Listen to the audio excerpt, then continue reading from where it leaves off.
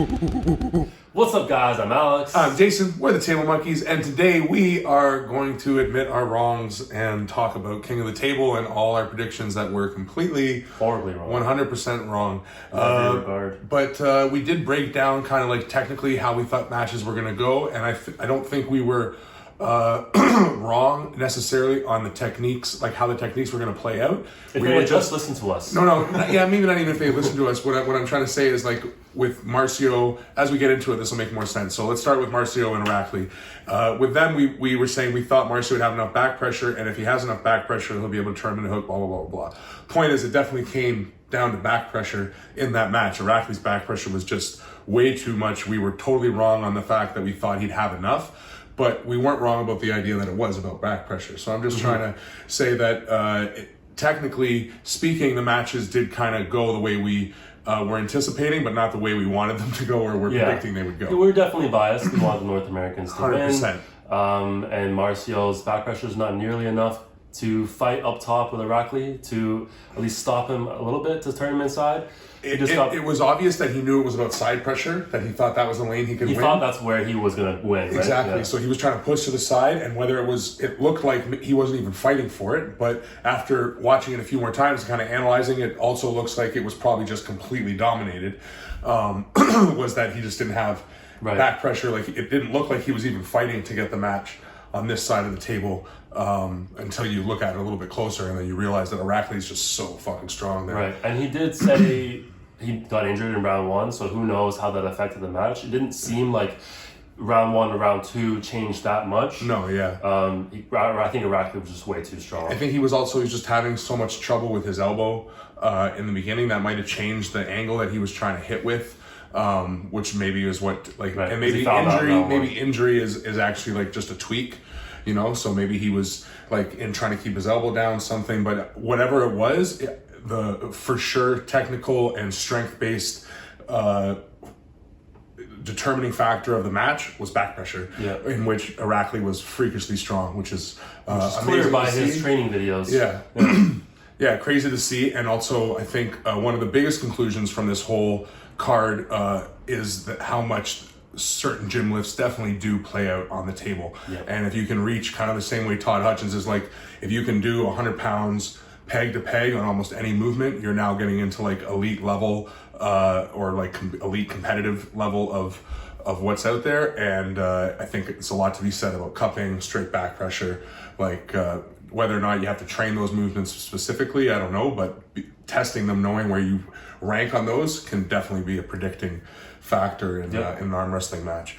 So now on to the next one. Corey West, Kardetsha. We kind of thought it would be the same thing, where Corey would have enough back pressure to fight up top with Kardetsha that he could then turn him in a hook, and would definitely win the hook battle against Kardetsha. And it turns out Corey was just too stubborn and holding on 100%. And being like, I'm on top rollable. And Kardetsha's just posting up on his giant fucking lever, dumping his wrist, low hand top rolling, and Corey's just hanging on for dear life, burning his wrist and hand. Round one took forever. Yeah, that's the thing, is like, I'll be Corey and you be top rolling. Is like Corey was fighting and his wrist is flat here, but he's fighting so hard to keep it that eventually once it goes like this once in a match, like you've probably heard Derek Smith say and a lot of people say, once you lose it while trying to maintain it, you take a huge amount of it off. It's kind of like it's like a max effort eccentric, but it goes wrong. Exactly, and I feel like bench press is very similar to this in the main lifts. Like,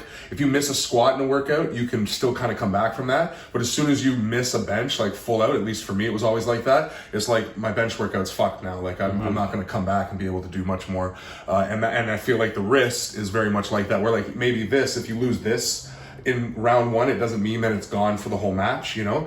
But this, 100%, once you lose this while trying to hang on to it, your wrist blows up so much and your ability to turn in again is, you know, at least 20% reduced. So where you're saying stubborn, and this is where maybe maybe if he had, like you said in the beginning, listened to us and actually fought for back pressure and height in the beginning, which I thought he was going to have enough sense to do that in order to turn it in or in order to get to the strap. It did look like that in round 1 a little bit, where he got the pin but had elbow foul twice. Yeah. And actually that was the key, I guess, for fighting high for him might have just been to get to the strap, right? Because it did seem like once he was in the strap, it was good, but he lost so much wrist power trying to hang on outside of the strap that by the second time they got in the strap, because that round that he pinned him, he lost on fouls, right? Yeah. So by the time he did get to the strap again, his wrist was done, right? And then Krdetcha's in the strap with his roll was just too much, and so he lost round 2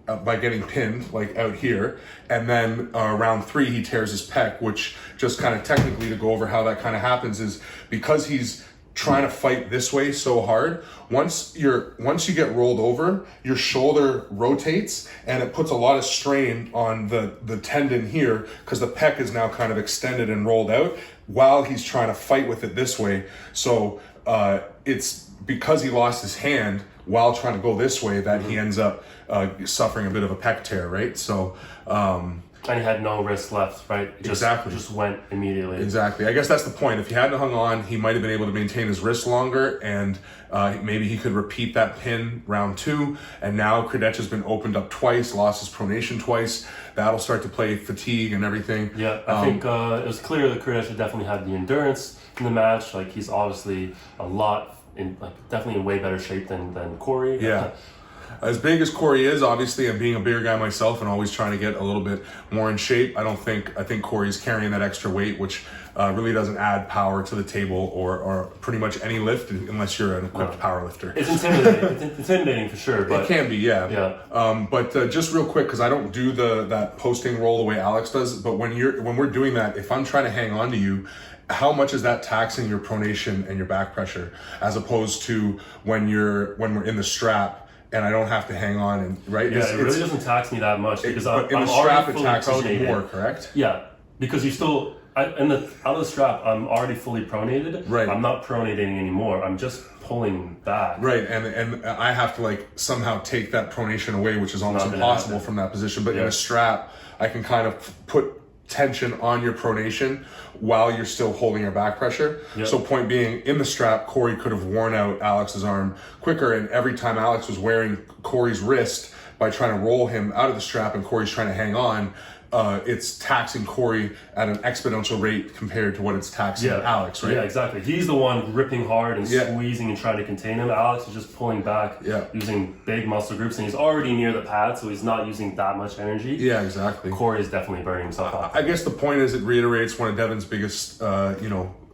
cues is don't hang on, right? So that was definitely Corey's stubbornness in wanting to prove that he was on top rollable, which maybe in the strap he would have been, but in order to play the moves right, you got to get to the strap.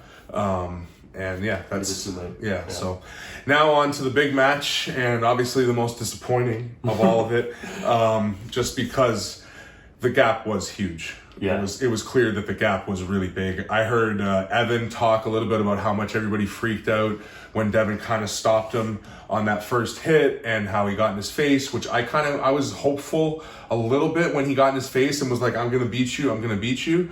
But that was it was so far from a good stop. Devin wasn't in a horrible position in the sense that he wasn't way leaned out or anything. I mean, he had lost everything. Yeah. His hand was fully turned over, bent back, no pronation. Yeah.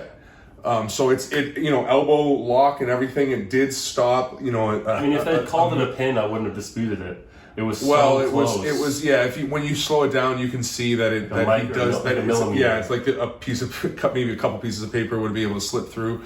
But either way, the point is what you said. He had lost so much. It wasn't like he got there and he still had some pronation going, and Levan hadn't lost anything. He hadn't fully got his cup in order to get there, but his wrist was still flat. He didn't get turned back at all. Even on the regrip, he was also cognitive enough, smart enough to not have, because maybe he could have just pinned him but lost his wrist a bit. He was smart enough as an arm wrestler to feel that stop, feel his wrist hit flat, come back, get more, and then just crush it. and obviously Devin's right in there in his face, and which was awesome to see, and we were still rooting for him 100%. But then round two, and Levan basically did to Devin what Devin did to me, almost quicker and not as crazy an injury for Devin. Yeah.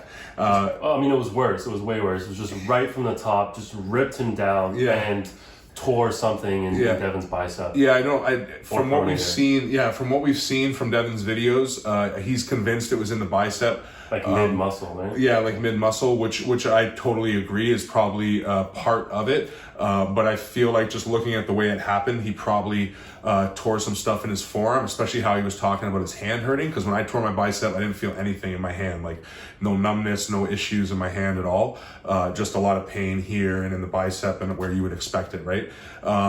So the fact that he was talking about how it felt like his hand was ripped in half, and based on how he just got completely rolled over, and if you watch it in super slow-mo, you can see some twitchiness the same way you can clearly see in his bicep that little bit of fibers moving around. You can see something in his forearm as well, so feel like there's probably some pronator damage in there, which is after that, it was obviously game over because the plan had failed. Devin was not able to get any King's move going on after that. Yeah, exactly. Committed fully inside for the next round or two, and then tried again to go outside. But he went inside for the next 3 rounds, and the third time he went inside, Levan just held him center table. He did go outside again one more time at the very last round. Is that the last round? The very last round, he went. He posted once on him, and then was like.